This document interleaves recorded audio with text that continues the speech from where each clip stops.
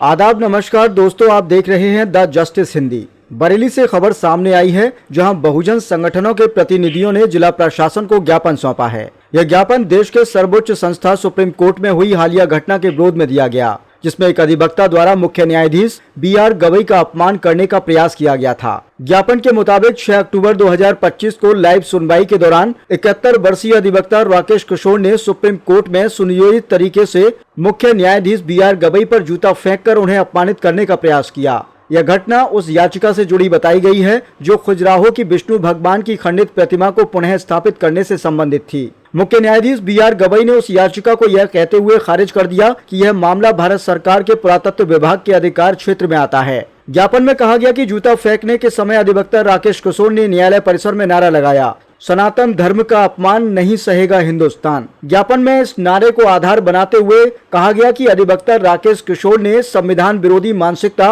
और पूर्वाग्रह से प्रेरित सोच के तहत यह कृत्य किया है। संगठनों ने इसे संविधान और न्यायपालिका के सम्मान पर सीधा हमला बताया। ज्ञापन में यह भी उल्लेख किया गया कि ऐसी मानसिकता के कारण देश में कई दुर्भाग्यपूर्ण घटनाएं हुई हैं। रायबरेली में वाल्मीकि समाज के नवयुवक हरिओम की हत्या, हरियाणा में IPS अधिकारी बाई पूरन कुमार की आत्महत्या और देश भर में डॉक्टर भीमराव अंबेडकर सहित अन्य महापुरुषों की प्रतिमाओं को क्षतिग्रस्त करने जैसी घटनाएं, इन सभी को इसी तरह की संविधान विरोधी नफरती सोच से जोड़कर देखा गया है। बहुजन संगठनों ने कहा कि आज भी दलित, पिछड़े और अल्पसंख्यक समाज के लोग ऐसी जातिवादी सोच के कारण भय और असमानता के माहौल में जीवन यापन कर रहे हैं। ज्ञापन के माध्यम से बहुजन समाज के प्रतिनिधियों ने मांग की है कि अधिवक्ता राकेश किशोर पर संविधान सम्मत कड़ी कार्यवाही की जाए और उनके खिलाफ सुसंगत धाराओं में मुकदमा दर्ज किया जाए, ताकि भविष्य में कोई भी व्यक्ति सुप्रीम कोर्ट या उसके न्यायाधीशों का अपमान करने की हिम्मत न कर सके। इस ज्ञापन पर कई संगठनों ने हस्ताक्षर किए, जिनमें बहुजन संगठनों के प्रतिनिधि मंडल, भारतीय बौद्ध महासभा बरेली, अम्बेडकर जन्मोत्सव समिति, सामाजिक न्याय फ्रंट, सत्य गार्गो जन कल्याण समिति, मोर्चे समाज कल्याण समिति और अन्य संगठन शामिल रहे। संगठनों ने चेतावनी दी है कि अगर इस घटना पर कड़ी कार्यवाही नहीं हुई तो वे दूसरा रास्ता अपनाएंगे। फिलहाल प्रशासन ने ज्ञापन प्राप्त कर मामले को उच्च स्तर पर भेजने की बात कही है। आपका इस पूरे मामले पर क्या कहना है? अपनी राय कमेंट सेक्शन में जरूर बताएं। ऐसे ही जमीनी खबरों के लिए द जस्टिस हिंदी को सब्सक्राइब करें और बेल आइकन दबाएं। जागन सिंह राकेश।